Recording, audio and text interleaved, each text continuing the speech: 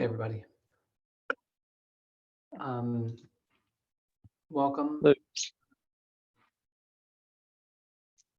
Please remember to register your attendance in the meeting notes, which Mike pasted in the chat, as also salsa.dev/notes. Thanks again.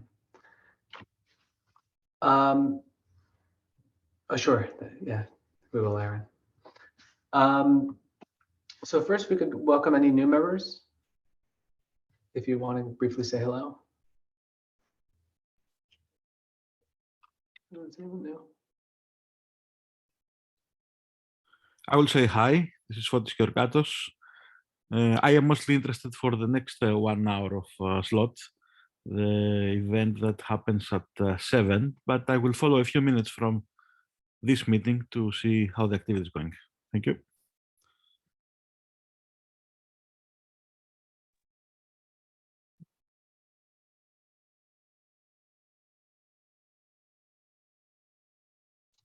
Yeah, Mike, do you want to say something? Oh, no, sorry, never mind. Oh, well, welcome. First, I want to just briefly, actually, is there anyone else new here? I don't see anyone else on the list. So welcome. I want to mention next week is a US holiday, Memorial Day. I propose that we cancel because I think a lot of us are here in the US. Does anyone want to meet next week?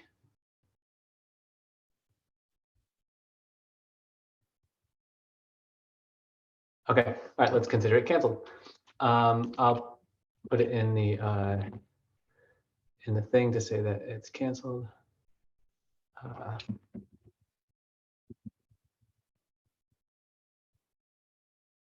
Okay, and so first up was this issue, I think that Jay had posted.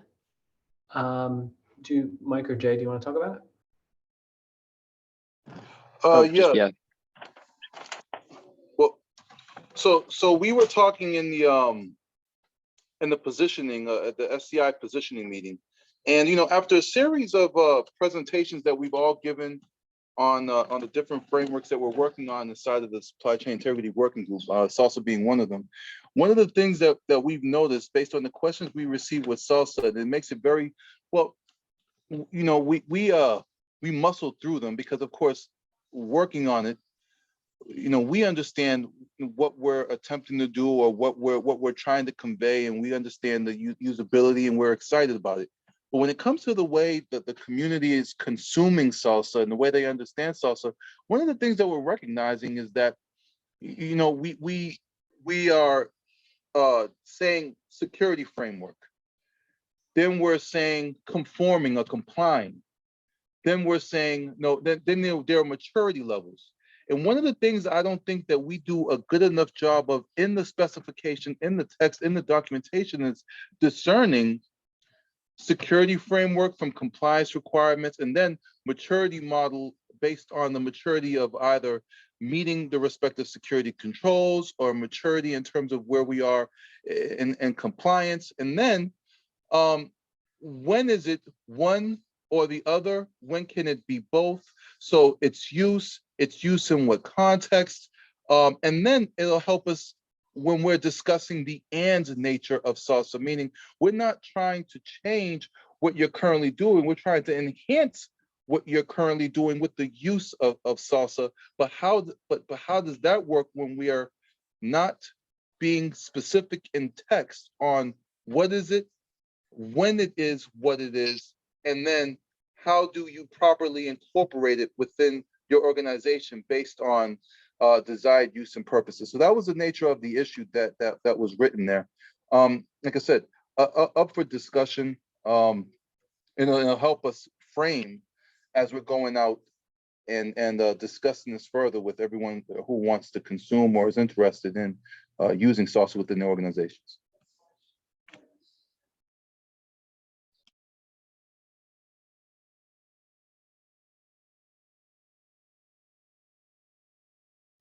Chris?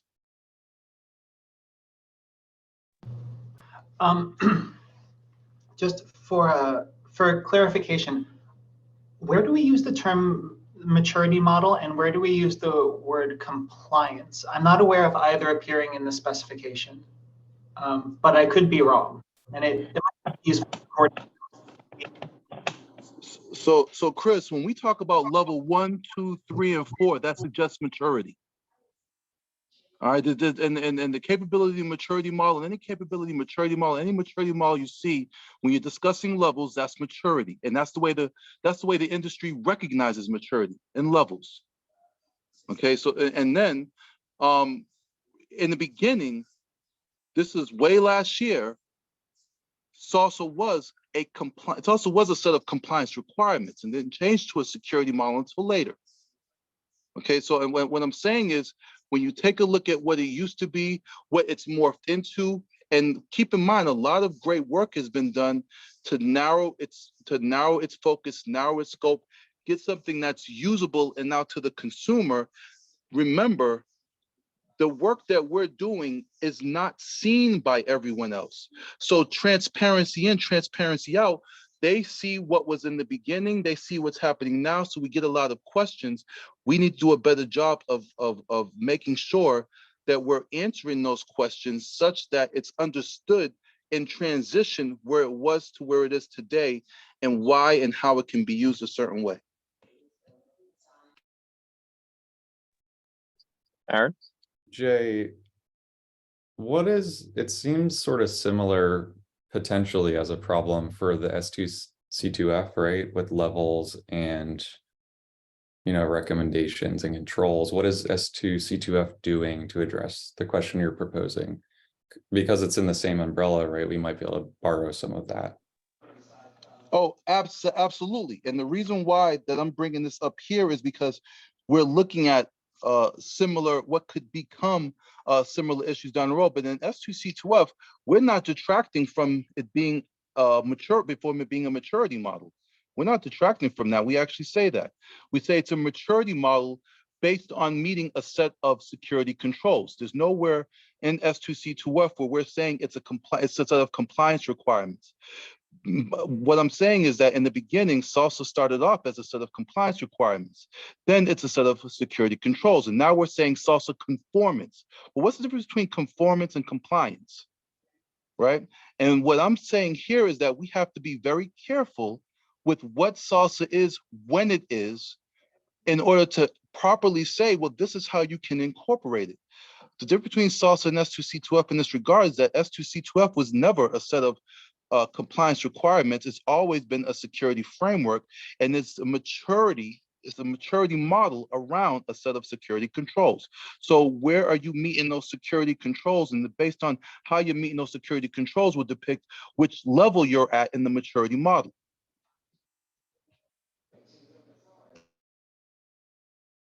So I feel like you're saying words and I don't know what they mean. Like I'm not familiar with the term compliance requirements versus maturity model. When you say it was compliance requirements but is now maturity model, like, could you go into more detail of like when that happened and what is the difference? So first of all, you have compliance requirements and you have security framework. Those and of course, I'm taking it down to like simple nuts and bolts with this one. That there's different degrees of both.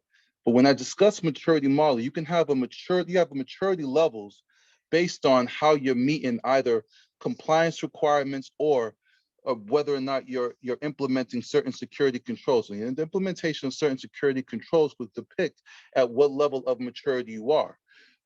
And the level at which you're meeting certain compliance requirements will depict what level of maturity you are.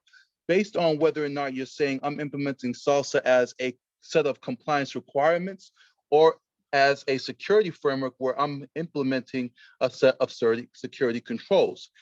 Then you can say, well, we have SLSA levels 1, 2, 3, 4, whatever. And at this level, I'm meeting this set of security requirements. So so when I implement this, and this is good, and I can attest to this, and then I'm meeting this level of SLSA. that makes SLSA at that maturity, at that respective maturity level, I'm meeting these sets of compliance requirements. If in fact you are saying in this instance, we're using SLSA as a set of compliance requirements. Now, if you're saying I'm using SLSA as a security framework, then I'm at level 2 maturity based on meeting these sets or this criteria of security controls. Now, you can say SLSA in this regard is a security framework. When used this way, it's compliance requirements when used this way. Hell, you might even be able to get away with saying, if you implement these set of controls or requirements, then you are, in terms of security for SLSA, you're at a level 3. But in terms of compliance, based on, the implementation of this against these set of compliance requirements, and let's say you're using something like, I don't know, and once again, I'm being a bit facetious here. Let's say you're using PCI or HIPAA or something else, then using these compliance requirements against also this compliance requirement based on industry, we are at a level 2. So you could say I'm a level 3 for security, I'm a level 2 for compliance. I know that is a lot what I'm saying right now, but what I mean here is, if we're not properly putting that in the specification, in the text, and giving those examples to the consumer, it could become very difficult for them to understand, hence why we're receiving a lot of the questions that we're receiving in these presentations.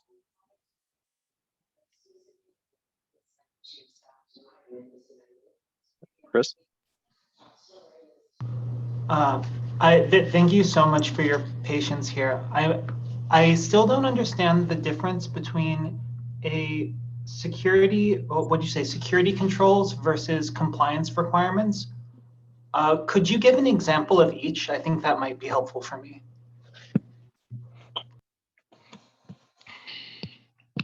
Okay. Let's see. Compliance requirement. You need to make sure that your policy is updated once a year. So when an assessor comes down and looks at your security policy, if they look at the date of your security policy and your security policy has not been updated in the year, then you are not in compliance. Okay. Security control. You need to make sure that your security policy is reviewed by 2 people. It has to have 2 people in a review process. So compliance says, well, my policy is updated within the year. So for compliance, I'm good.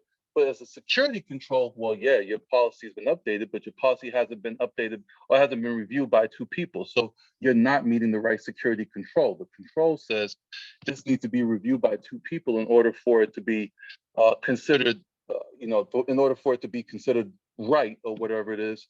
So compliance says it's been reviewed in the year. What I'm doing here is I'm taking the adage of your car is supposed to, this is a meme I love, your car is supposed to have a spare tire. Doesn't say what size the spare tire needs to be. It just needs to have a spare tire. So you can have 17-inch wheels on your car. Your spare tire in the back is 15. Do you have the spare tire? Of course. But does it mean that if you get a flat tire, your car is going to be able to run properly? Yeah, no. All right. So there's a difference between compliance. I'm breaking it down to small bolts here since to ask the question, but that's the difference between compliance and security controls in general. So if there were a freshness requirement that did not have a specific time attached to it, say like your policies must be security policies must be reviewed regularly, does that meet your definition of a security control? Wait, what? Say that last part. So you said that a requirement that the policy must be reviewed annually is a compliance requirement. Does it become a security control if the requirement is the policy must be reviewed regularly or repeatedly, whatever? Does a security control mean no? That regularly and no, a security control is not around the frequency of time is the compliance requirement. The control in place is what needs to happen in order for it to be considered valid. I mean, what, God, that is a man. The compliance requirement is the frequency, not the control. The control is what you need to have in place to make sure that you're either you go through the process of prevention, protection, detection, correction. You know, I mean, God, you have to be a security, but I mean, security folks will understand this. Protection, prevention, correction, detection. There's a fifth one in there. Those are controls. Do you follow what I'm saying? I'm not sure. I mean, I think that there's some background that I'm missing, and I can look that up in my own time, but it sounds to me like, and so both freshness and two-party review are ways of building confidence in the correctness of the policy. I see those as both being related to security. So I think that there's a detail that I'm missing, or there's a framework for discussing security that I'm not familiar with. So I've belabored the point. Thank you for your patience. So one quick thing, just because I, as somebody who's lived in both worlds, I can maybe provide a little bit of color there. There's still a lot to be read about, and to kind of take Jay's analogy with the car a little bit more, right? Like compliance is stuff like, for example, in New York, right? I need to get my car inspected every year. That is compliance. That does not mean that my car is, you know, safe from, like, you know, my engine is well maintained or whatever. It's just, it's a set of things to make sure that I'm actually complying with the law. And often compliance has a lot of different factors. Sometimes it's internal compliance. Are you complying with your own internal practices and those sorts of things? They're not necessarily always focused on like actual, you know, in certain cases, by complying with these things, yes, we believe to be ourselves to be reasonably protected, but a lot of times compliance is used more as a an activity to ensure that you're doing the right sorts of things that indicate that you're probably, you know, safe and those sorts of things. And so another way to say it also is, you know, security controls help you from getting compromised. Compliance keeps you out of prison. So, and to be clear, that is very, you know, that is a very true sort of thing, especially among CISOs, is they're balancing between, hey, if I sign off on these things and it turns out they're not correct, I could go to jail for that, which is separate from actual security controls. But and then to kind of go into the security control space a little bit, security controls are just usually sort of descriptive, what should exist that indicates that, you know, you're protecting against some sort of risk. It's usually associated with a risk, something like, you know, the risk is, you know, we're worried about external things, external like dependencies, you know, compromising our systems. So we have a control that you know, protects against ingestion or whatever. So that's kind of a very, very high level. And there's a whole bunch of stuff in there about, you know, you have policy usually at the top, and then you have, you know, controls, and you have processes, and you have a bunch of other things there. And it's kind of like an enterprise-y risk sort of thing that doesn't apply to every different space. But I think from the SLSA perspective, there's concern about how it's interpreted and how folks are looking at this. Like, for example, NIST 853, 190, et cetera, are controls, and it's a control catalog and that sort of thing. And is SLSA a set of controls? Is it a compliance? You know, I think that's where the confusion is. Right. Mark? Is there a reference somewhere that could describe this? Because, like, to me, I'm not understanding anything. It's like saying these two different terms, and like the words that you're both describing just sound the same. Yeah, and for what it's worth, I think the whole thing is kind of silly. I think that, but at the same time, there are folks at sort of that executive level who are going to interpret it a very specific way. I remember, let me go find a link. I know that there's a few good ones out there.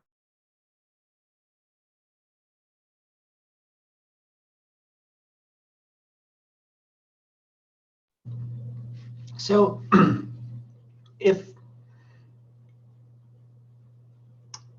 if I understand correctly, the situation is that SLSA, the SLSA specification as written is a security framework. The fact that there has been a proposal to create a conformance program, which is separate to the specification, is creating this confusion. Is that correct?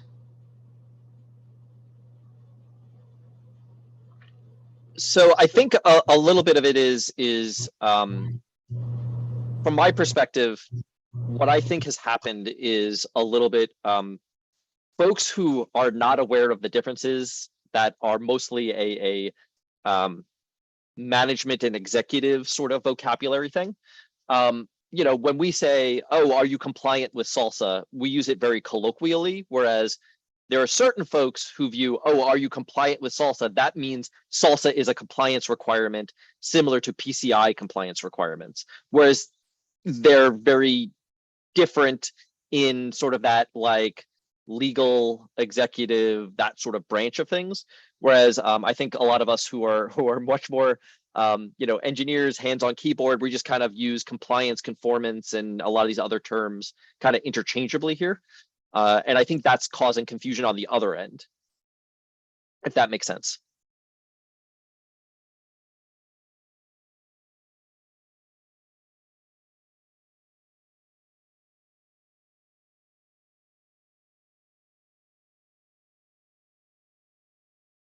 But so just to be clear here, I did post something that I remember seeing a while back from Compliance Forge, which is just sort of some high level words around, you know, what is compliance versus a standard versus a policy versus a procedure, and all those sorts of things. And there is a lot of stuff from the NIST side of things around what counts as a framework, what counts as a policy, what counts as guidelines, and yada yada. I personally think that there is some benefit in us, and to be clear, I think Jay has a very, very good point, but I also think that we might have the ability to sort of push back a little bit on folks taking SLSA purely as this, like, you know, is SLSA going to be some sort of ISO standard or some of these things? I'm not sure. But I think that there's something there that I think needs to be, at least in the very least from the text, clarified a bit, because I think it is causing, you know, folks who do exist in this world of, hey, like I'm an engineering manager at a large bank, they're going to view it very differently than just, let's say, a startup, where a startup doesn't have those same sets of like internal requirements that force them to view it a certain way. Mark? Then can I ask the two of you or whoever else is, can do this, to propose specific changes? Because I don't think most of us, like, I don't think the bug is actionable at this point. Because like I wouldn't know what to change to make that. So like if we could point out, like at a minimum, you know, this specific language that we have on this section says this, here's why it's problematic because it blah, blah, blah. And ideally, like just replace it with something else. Because I think otherwise nothing's going to happen with the bug. Yeah, well, I mean, I could take a look at something. I work with Mike to do it. We'll take a look at some. I'll probably bring Melba in too. Definitely take a look and see what kind of language we can update, or what we can put in. I think this. I mean, just for the sake of this discussion alone, I think it's important that we do this. Because if these are the questions we have at the level where we're actively working on this specification, then I can only imagine what later questions what later questions will come up as we begin to work on subsequent tracks. So this is important. As Mike said, for those of us who are versed, who are well versed in this, I mean, we're going to look at it and we're going to brush over it. But for the individuals that are going to pay for tools or incorporate this and pay for the tools that support it, they definitely need to understand what this is, why it is, where it's used, how it's used, and everything else to justify cost or whatever. So yeah, we'll get to work on something.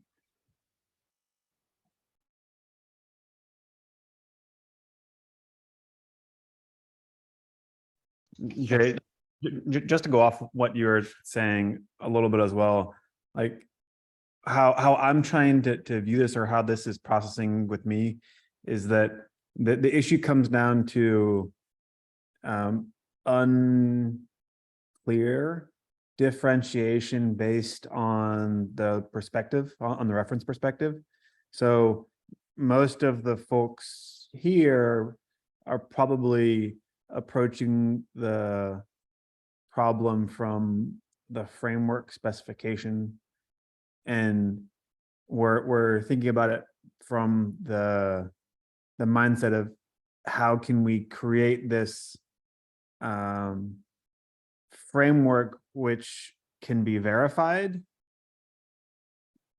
but we're taking it as an assumption, or our assumption in this process is that the artifacts being verified are trusted or are built by some already trusted platform. And so if we change the perspective, instead of the coming from the developers of the framework, and by extension those involved in the building out the platform, to instead mutate to the users of the build platforms, how can that trust be, or the trust is verified when it's associated with artifacts, but how can you trust the root certificate, if you will, in the platform itself? And that's kind of where the conformance comes from. And so that there's this duality that exists. And right now, the duality is trying to be acknowledged from the conformance side by establishing that conformance program, but that duality isn't also really acknowledged from the framework perspective, where you're saying that we, in the specification of the framework, we assume this base level of trust. And then in the specification of the conformance, we don't have that assumption. This is how to achieve and establish that base level of trust. And like, then you have the additional complications of the different build tracks and how that trust can be propagated and mutated on the platform level as it relates to the different build tracks. I don't know if that's way off base or if that helps anybody, if that's accurate.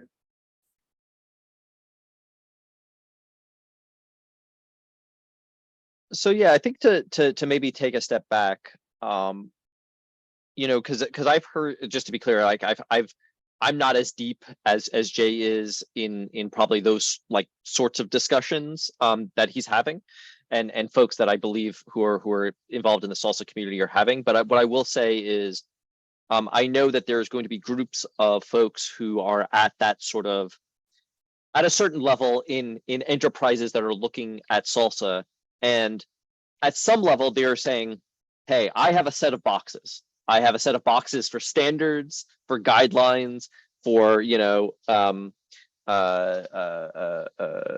policies, for compliance, and so on.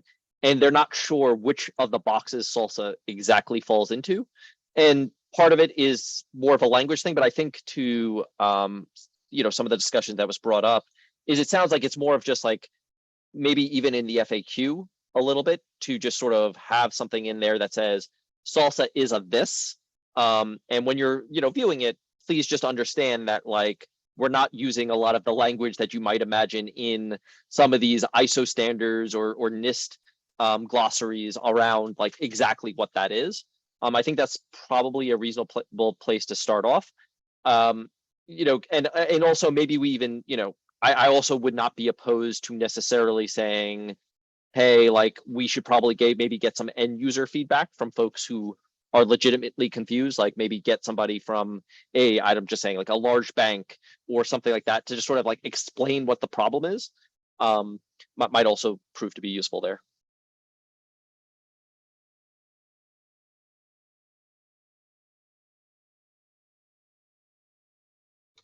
Yeah, I think in general,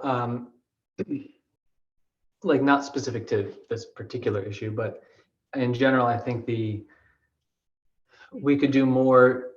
I would like to see more clarity around like how you use salsa and how it's expected to be used, of like particularly how you would apply salsa to an organization. Like if you're a company, like how would you go about using salsa? I think that would be valuable. Like even if you're not in this compliance world, I think just in general, just to kind of give a framework for like, this is how we think about salsa and this is how we kind of expect it to be used. I agree with that, even without having to understand the intricacies here.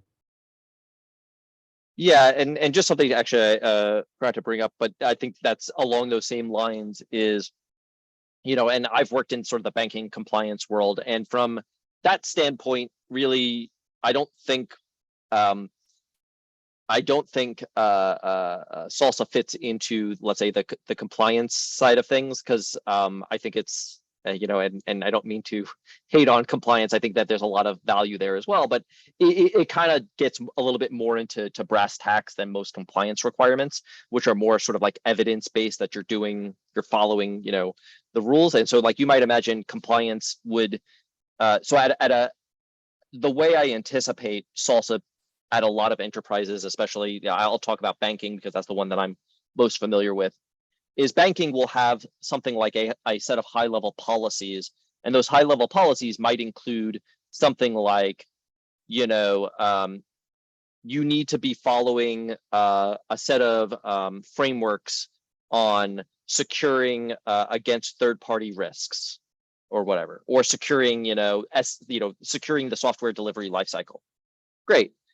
That's sort of the high-level policy, and then when you get down to the actual standards, or in some cases procedures, you might say we are adopting salsa as the framework that helps us hit this internal requirement we have. And so that's kind of where a lot of that would go through. And so like from a high-level policy standpoint, there's just something like you need to be securing against this, and you need to pick like an industry standard or whatever. And oh great, we picked salsa because that's the one, and so it sort of fits into this box of a hierarchy in there. And so yeah, in fact, actually Andrew posted something about salsa as a subset of SSDF. And so in fact, like if you look at SSDF, it has a lot of these high-level controls. And in fact, I believe SSDF does cite salsa as something to look at as like, the guidelines for yes, there's a mapping from salsa to SSDF, but there's also the opposite, I believe as well. If I do, there is somewhere in the SSDF. Let me see if I can find this real quick.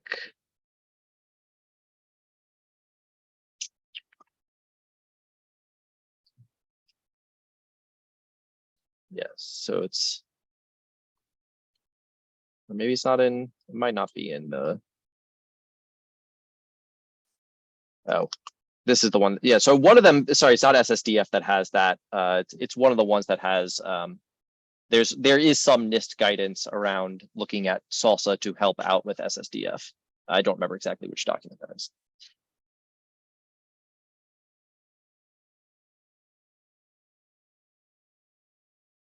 And also to what Andrew said, yeah, there's also a lot of, in this sort of space, the difference between sort of prescriptive and descriptive, right? So a lot of cases, you know, compliance and a lot of stuff like controls are more descriptive, like you are providing evidence of a thing, as opposed to prescriptive of like you're actually doing a specific thing.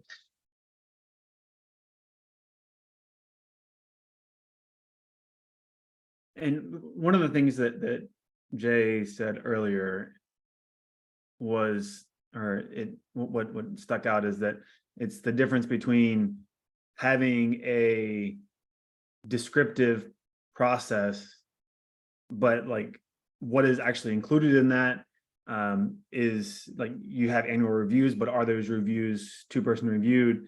And so I think that some of the concerns in this area might be able to be deferred to the auditors in the conformance program, who are like, you can have auditors, and then you can have auditors who are trusted by some other entity, which actually, like, you can audit the auditors to make sure that what they're checking is actually sensible for your own organization, your own internal processes. Like how thorough are the auditors? What are the auditors' actual requirements? So like, I feel like a lot of these are important questions.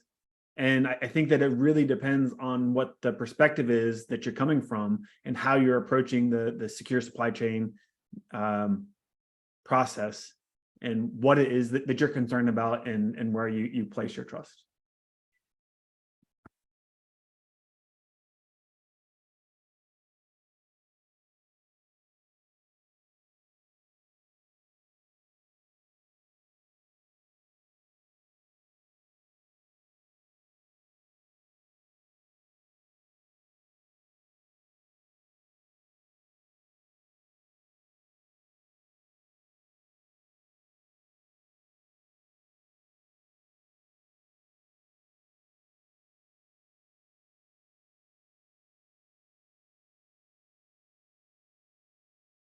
So just to, I guess, finalize this, it sounds like we should probably sit down, a few of us who are familiar with this sort of thing, kind of list out some of the issues we're seeing. I think it's probably also worthwhile for the same group to maybe pull in a couple of end users who are looking at SLSA and trying to understand, like, where does this fit into my box of enterprise tech, and then go from there. Does that sort of, and so that we can kind of come back with, like, here are some of the literally actual, like, things that specific folks are confused about. Does that make sense?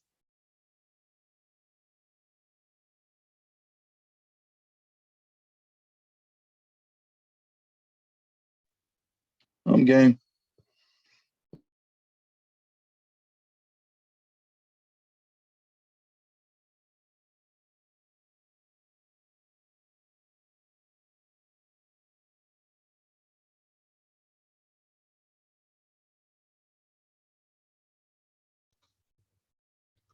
Okay.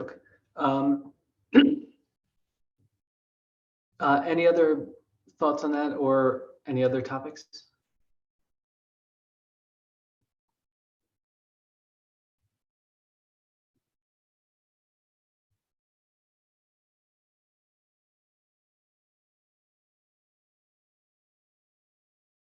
All right, I'll take that as a no.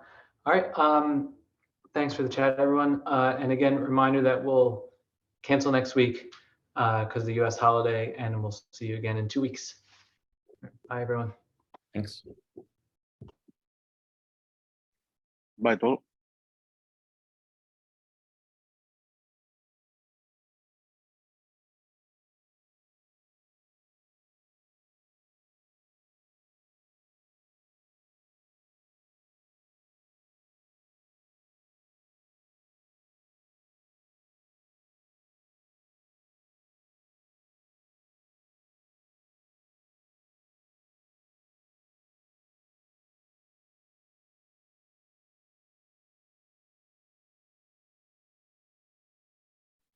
Mark, are you there? Can you hear me?